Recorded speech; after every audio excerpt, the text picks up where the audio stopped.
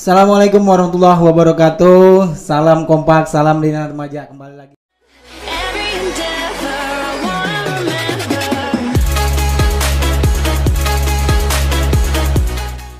Kembali lagi ngopi bareng bersama Bina Remaja, bersama pemuda inspiratif. Ya, kali ini kita udah kedatangan tamu ya yang cukup inspiratif nih. Kebetulan putra daerah asli Bojonangka, asli Cikuda, yang kalau berbicara masalah karir dan prestasi sudah tidak diragukan lagi ya, mulai dari kepemerintahan, kemudian olahraga dan lain sebagainya gitu. Udah segudang lah pokoknya pengalaman. Mudah-mudahan bisa menginspirasi kita semuanya. Amin. Kita perkenalan langsung. Inilah dia Bung Mehudin Obing. Terima kasih banyak, Coach. Iya, Assalamualaikum warahmatullahi wabarakatuh, Bang. Warahmatullahi wabarakatuh. Iya, sehat, Bang? Alhamdulillah sehat. Ya, ini rekan saya, kemudian juga guru juga, senior juga ya, yang udah banyak pengalaman gitu. Kira-kira pertama kali gitu Abang bisa mencapai seperti ini, sekarang jadi sekretaris desa emang ya, terus kemudian di olahraga juga gitu, Bang. Cerita sedikit gitu, Bang, gimana sih awalnya gitu bisa sampai sekarang ini gitu? Terima kasih, Coach. Awalnya sih sebenarnya ya kita belajar, kepengen belajar lah dalam segala hal. Saya lulus sekolah tahun 92. Itu sekolah di Jonggol, SMA Negeri Jonggol. SMA Negeri Jonggol. Kemudian ya saya berusaha mencoba karir pada saat itu di salah satu perusahaan swasta. Itu di Parisindo ya, di PT Parisindo lama 1 tahun. Kemudian saya lama di Golop juga. Kemudian kalau Coach tadi tanya ataupun Bang Kiting tadi tanya kaitan dengan masalah ya bisa dalam segala hal, saya mungkin itu terlalu berlebihan juga, Coach, karena intinya saya mau belajar aja gitu. Terus saya menyadari saya masih banyak kurang. Oleh karena itu saya ingin menggali lagi nih apa yang sekiranya masih ada yang kurang dalam diri saya, makanya saya banyak belajar terus lah. Iya, ini Bang, dari lulus sekolah gitu ya, terus ke PT, terus kemudian di Golop gitu ya. Terus kenapa bisa larinya ke pemerintahan sama sepak bola gitu? Nyemplung. Awalnya sih sebenarnya nyemplung juga. Ya itu tadi, belajar dari kepengen tahu semua hal. Yang pertama ya saya berprinsip walaupun kita hidup di pojok, tapi insya Allah nggak terpojok. Saya berusaha ingin paling yang terdepan. Makanya saya pengen banyak belajar lah. Awalnya itu di tahun 99 atau sebelum tahun 99-an saya sebenarnya kalau di sepak bola itu lebih kepada dulu saya tuh reporter.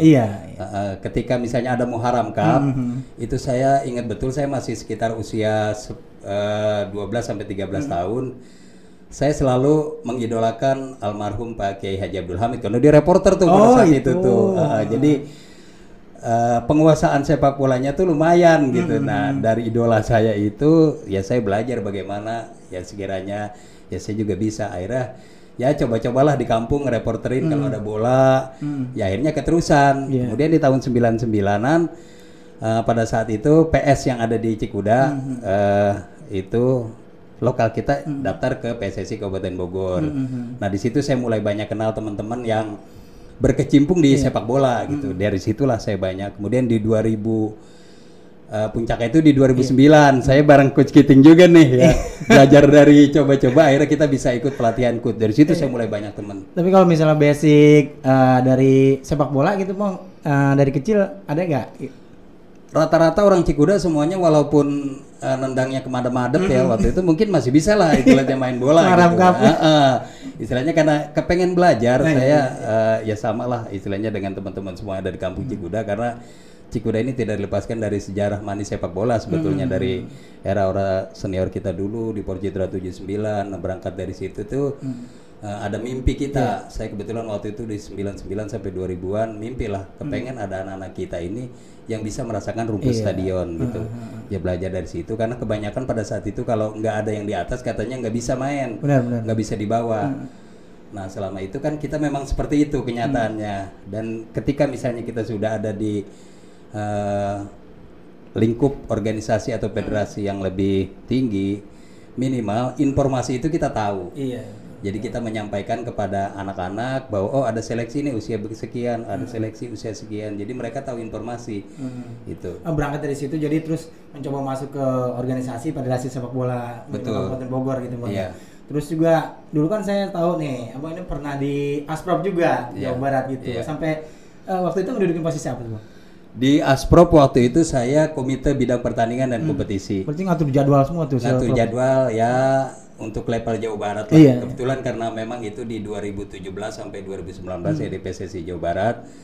Pada saat itu ketua umum PSSI-nya Pak Rahmat Yasin. Jadi ada beberapa teman di Bogor yang dibawa itu sampai dengan di 2018 untuk PSSI Jabar. Itu bisa punya keberanian sampai ke level provinsi.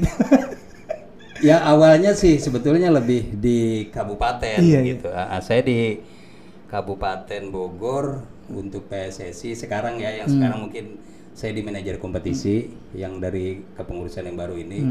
Kemudian di sebelumnya saya juga di manajer kompetisi juga.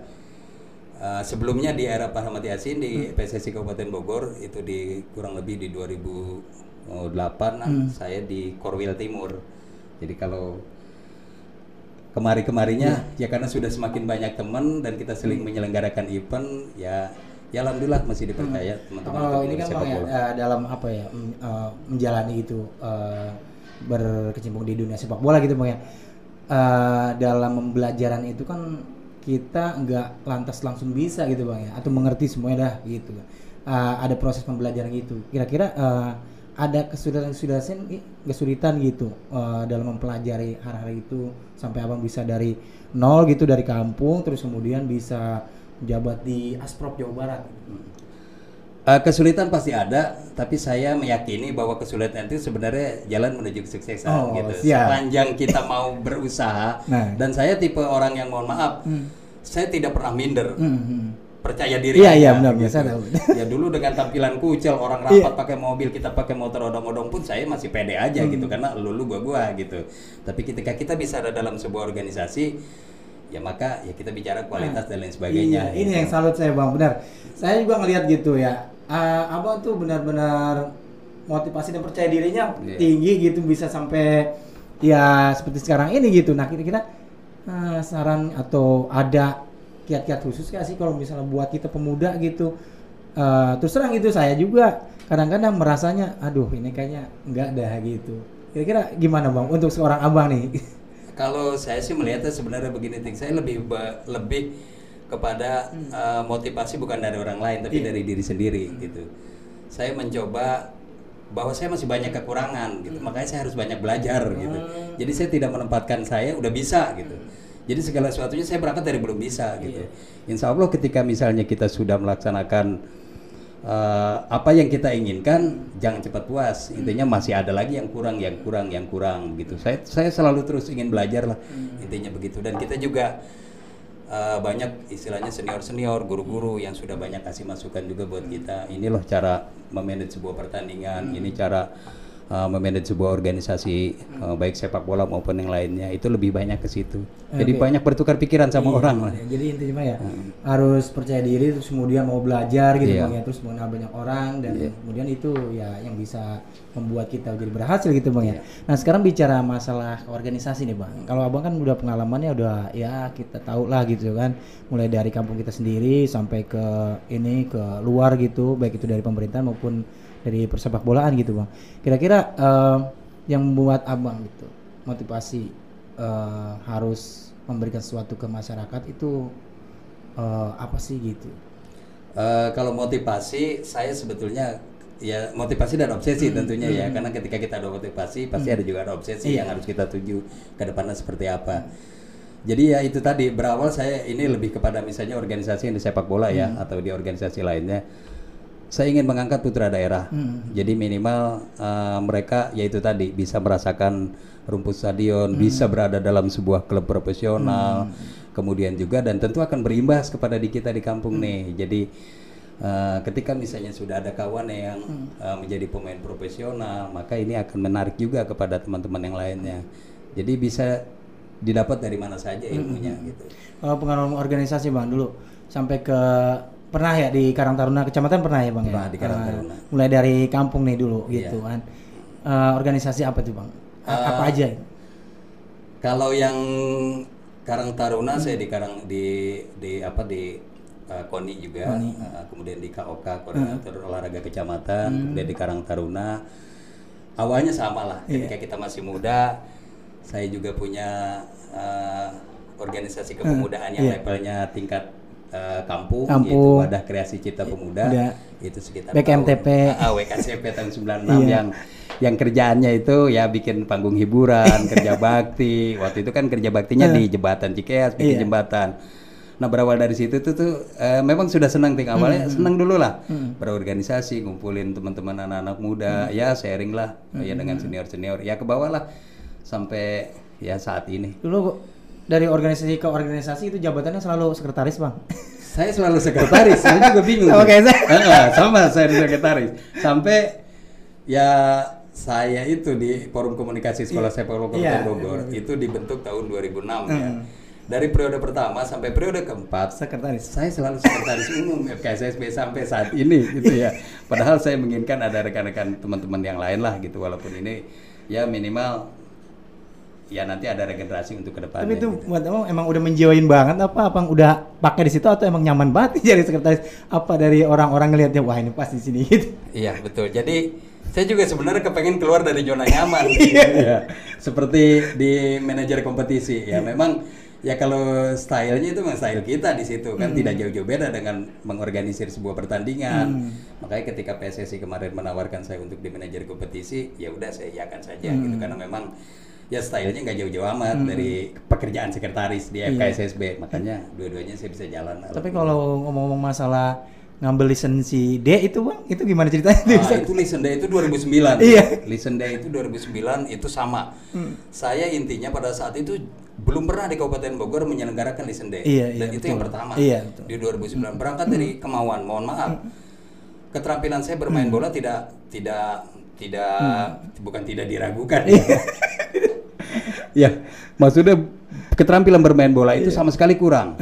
Tapi belajar kepengen kenal dengan lebih dalam kepada dunia sepak bola, karena kalau kita tidak mencoba berani masuk ke dalam sebuah komunitas, ya istilahnya komunitas pelatih dan lain sebagainya, gimana anak-anak kita mau ke bawah gitu. Makanya saya dengan modal sendiri waktu itu kebetulan dengan Kiting juga ya, kita hampir 6 hari di asrama ya terakhir kita udah ini agak ya, karena pas ujian tertulisnya dia cuma 5 menit, kita puyeng setengah mati.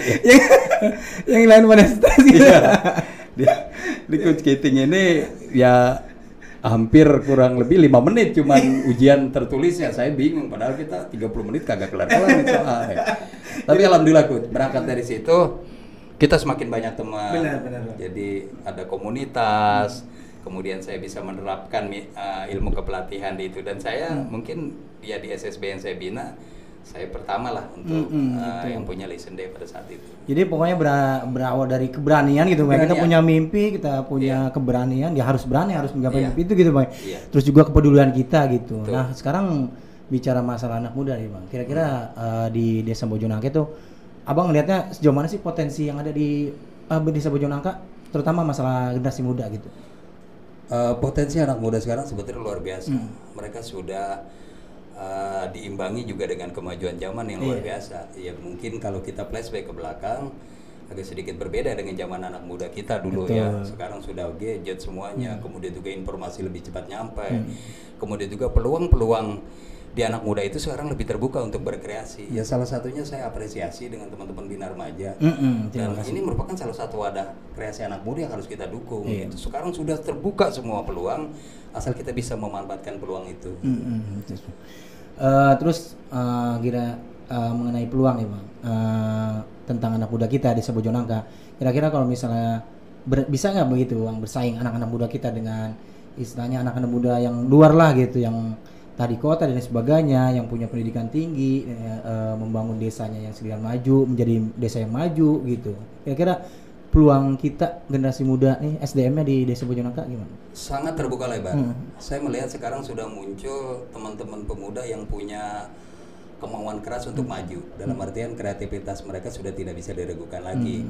Jadi jangan pernah kita melihat level kita ini hanya level kampung, karena memang segala sesuatu itu dari nol dulu gitu. Kalau ya mungkin saya bisa juga flashback Bang Kiting ya. Saya benar-benar mengurus Bora itu dari tahun 99 untuk level di Kabupaten Bogor. Tetapi yang merasakan saya benar-benar profesional dibayar dalam artian karena keahlian. Baru. Itu saya di 2018. Bayangin aja hampir 11 tahun saya kerja sosial. Itu jadi proses yang panjang. Tidak serta-merta atau semudah membalikan telapak tangan kesuksesan akan datang. Tidak seperti itu. Jadi sabar, kalau kata orang Cikuda meleken dan percaya diri. Gitu, karena ya saya melihatnya jangan masa bodoh dengan masa depan, dan masa depan itu diraih pada saat masa muda. Nah itu tuh saya lupa kalimat yang bagus. Soalnya saya benar-benar mengikuti perjalanan abang dari nol lah gitu ya, di sepak bola terus di pemerintahan gitu bang ya, yang saya benar-benar menaruh hormat untuk itu gitu, berkat keuletan, kerja keras, pantang menyerah, dan akhirnya sampai sekarang ini kira-kira udah puas belum sih bang sampai posisi seperti sekarang ini nih? Belum puas. Kita belum puas nih karena ya memang sejatinya kita tidak puas dengan apa yang kita raih, karena untuk meraih mimpi-mimpi itu memang di latar belakangnya dari sesuatu yang tidak puas dulu.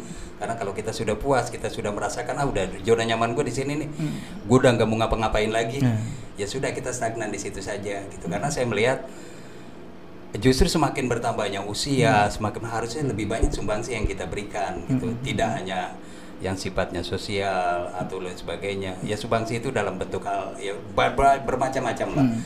Jadi saya merasa tidak akan pernah puas terhadap apa yang sudah diraih ataupun apapun itu. Itu karena ya itu tadi saya belum pernah merasa puas. Siap. Bu juga mungkin bentuk pengabdian kita ke masyarakat, memberikan sesuatu yang berguna dah buat masyarakat gitu, Pak. Nah, sekarang berbicara masyarakat pemerintahan, Pak. Sampai sekarang menjadi sekdes gitu. Awal-awalnya tuh masuk ke pemerintahan Desa Bojong Nangka itu langsung bagaimana itu, Pak? Iya, awalnya di 2007, Pak. 2007.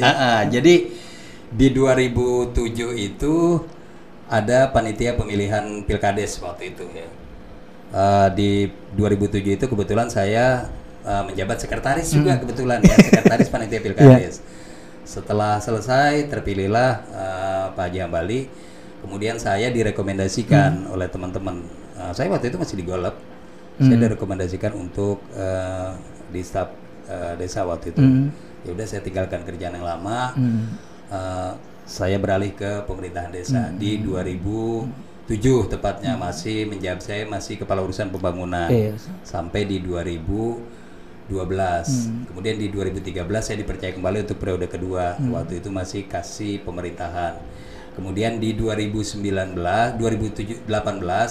alhamdulillah saya dipercaya menjadi sekretaris nah, desa. Ini kan begini bang, dari peralihan abang yang dulu di karyawan lah gitu ya, di Golep gitu kan. Nah itu kan butuh keputusan yang luar biasa tuh untuk beralih itu. Karena kan ya maklum ya dulu ya 2007 itu jadi staf desa itu ya orang seperti apa sih gitu, dari mulai dari penghasilan dan sebagainya gitu. Kira-kira keberanian apa tuh abang bisa ngambil keputusan udah keluar dari perusahaan terus kemudian ke pemerintahan gitu? Ya intinya sama, saya kepengen belajar. Pada saat itu mencoba sesuatu, karena saya tidak akan pernah berada pada zona yang nyaman selamanya di situ, enggak. Saya selalu menekankan itu, baik ke anak-anak saya pun sekarang seperti itu. Jadi terus aja gali. Nih di 2007 itu ya itu tadi, itu udah konsekuensi, resiko. Memang jauh sekali kalau kita lihat penghasilan pada saat itu ya. Memang itu masuk akal lah ya, sampai saya itu pada saat itu 2007 masih tidak serta-merta melepaskan Golep ya. Jadi tetap saya masih soal sini. Saya baru total itu sekitar 2008. Nah, dari situ saya mungkin waktu itu sama sekali belum bisa komputer. Saya belajar dengan rekan staf juga. Ya saya belajar, diajarin bagaimana mengoperasikan Word, bagaimana menguruskan Excel dan lain sebagainya. Ya alhamdulillah lah, kalau sekarang mah diadu mah ya menang-menang mat enggak, tapi minimal sama yang ngajarin saya udah bisa lah gitu. Di luar juga, jadi kalau misalnya jadi moderator apa udah bisa ngoperasi. Alhamdulillah. Intinya mau belajar aja. Siap. Terus bang, apa ya, dalam karir abang nih ya, istilahnya dalam kehidupan abang sampai sekarang gitu, dari awal sampai sekarang gitu, kira-kira satu motivasi dari luar kemudian dari keluarga gitu, perannya sebesar apa sih gitu, terutama kedua orang tua nih ya gitu yang bisa kalau kayak ini bisa mencetak generasi muda seperti abang ini gitu. Kira-kira peranannya orang tua itu seberapa besar? Luar biasa. Saya berangkat dari orang yang cara ekonomi tidak mampu gitu ya. Di tahun 89 saya lulus SD, lulus SMP. 86 saya lulus, 89 saya masuk SMP. 89 saya lulus SMP ya. Itu pada saat itu kebetulan mulai masuk program listrik masuk desa. Ini saya buka sejarah sedikit ya. Ya mudah-mudahan ini menjadi motivasi. Tahun 89 itu di kampung kita, di saya terutama itu saya ingat betul itu masuk listrik desa. Kalau tidak salah itu berapa semua rumah ambil semua. Dan hanya orang tua saya yang tidak pasang listrik. Kenapa? Karena uangnya untuk pendaftaran saya masuk SMA. Nah, sekarang saya berpikir pada saat itu orang tua menunda terang untuk terang anaknya ke depan. Jadi saya sekarang agak berpikir ke situ gitu. Jadi dia dulu rela gelapan untuk sementara, tetapi ya untuk terang anaknya ke depan. Mungkin pada saat itu dia saya ya termasuk ya mungkin teman-teman udah tahu lah. Bapak saya jualan di kontrak, jualan buah ya dengan penghasilan yang tidak ini tapi ingin nyekolahin anaknya. Nah, belajar dari situ sampai istilahnya yang paling saya ingat itu saya hampir sedih gitu. Kenapa orang-orang kok terang kita gelap? Akhirnya saya disambungin lampu lah sama saudara gitu, bisa 2-3 lampu. Ya pada saat itu saya berpikir sekarang nih, pada saat itu ya iya bapak saya itu rela menunda terang untuk terang ke depan anaknya. Kalau cerita gitu. Ngebantuin orang tua jualan itu Bang gimana? Ya itu saya sampai SMA kelas 3 saya masih jualan. Jualan apa tuh? Saya jualan rokok. SMP saya masih jualan uduk. Ya, jualan uduk di SD. SMA saya masih jualan rokok keliling ya. Mungkin kalau teman waktu itu sebaya seangkatan udah pacaran ya kita masih asik-asik jualan rokok keliling di yang hajatan dan sebagainya. Ya mungkin pada saat itu ya itulah saya bisa sekolah karena ingin meringankan beban orang tua juga.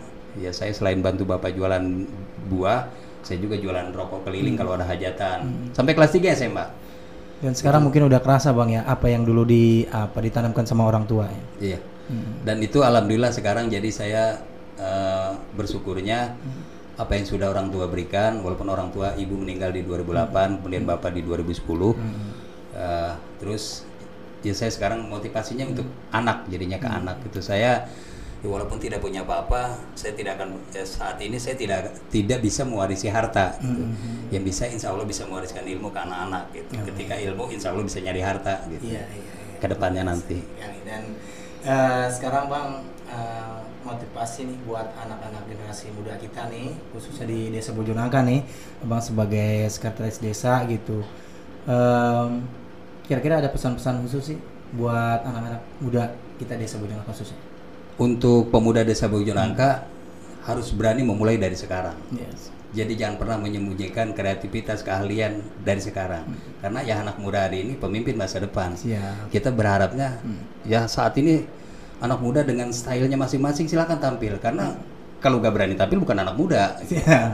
Jadi saya berharap semuanya mau program apapun itu sepanjang positif dan bisa berkoordinasi dengan baik dengan aparat pemerintah setempat, RT RW dan lain sebagainya, silakan saja. Saya selalu mendukung dan selalu ada di belakang. Saya selalu katakan karena anak muda terhadap hal-hal yang positif, lo jalan aja, gua ada di belakang. Minimal ketika lo nengok, gua ada di belakang. Jadi backing bukan backing dalam artian hal-hal yang negatif gitu ya, tapi minimal kita memberikan support apapun itu yang positif lah tuan anak. Benar Bang. Terus masalah sinergi ya antara anak muda gitu, terutama kita nih Bang Karang Taruna Desa Bojonangka gitu dengan Pemdes Desa Bojonangka. Pertama udah mulai kerasa belum sih atau nanti kedepannya harus seperti apa gitu Bang? Kalau Bang Oping melihatnya kalau sekarang sudah mulai ada komunikasi yang baik antara Karang Taruna Desa dengan Pemdes ya, walaupun dulu juga sudah berjalan ya. Sekarang karena keterlibatan seluruh potensi anak muda ini mewakili semua wilayah yang ada di wilayah Desa Bojonangka, sehingga banyak sekali kontribusi yang luar biasa yang diberikan oleh pemuda terhadap pemerintahan desa. Oleh karena itu kita melihatnya ataupun Bang Bing melihatnya di sini secara pribadi melihat ini potensi anak muda Bojonangka luar biasa ke depannya. Dan siapa tahu berharap hari ini belajar, insya Allah di periode berikutnya ada anak muda yang nyalon pilkades. Amin. Ya Bang, ini mungkin pertanyaan terakhir gitu dari saya gitu. berkaca atau kita belajar dari pengalaman abang nih dari nol terus proses dan sampai sekarang menduduki jabatan sekretaris desa dan kemudian di dalam dunia olahraga persebolaan di ASKAP terus di ASPROP gitu bang. Nah untuk anak muda kira-kira bang pesan khusus yang benar-benar anak muda supaya bisa berhasil istilahnya gitu punya mimpi dan kemudian bisa meraih mimpi itu. Intinya jangan pernah menggantungkan harapan pada hari esok yang samar. Ya. Kalau bisa dikerjakan mulai dari hari ini, mulai dari hari ini. Siap. Karena kesuksesan itu datangnya dimulai dari hari ini. Kalau ada usaha hari ini, insya Allah kedepannya akan menuai hasil sesuai dengan apa yang kita harapkan. Siap. Satu kata buat Karang Taruna Bina Remaja dan Karang Taruna Desa Bojonegah. Luar biasa. Luar biasa. Terima kasih. Itulah tadi bincang-bincang kami dengan Sekretaris Desa kita Desa Bojonegah, Bapak Muhyiddin Obing. Mudah-mudahan bisa memotivasi dan kemudian menjadi inspirasi kita semua. Sekali lagi jangan pernah menyerah dan kemudian kita mulai dari hari ini untuk masa depan. Jangan masa bodoh dengan masa depan. Itu dari pesan dari Sekdes kita Desa Bojonegah. Terima kasih. Salam kompak, salam Bina Remaja. Assalamualaikum warahmatullahi wabarakatuh.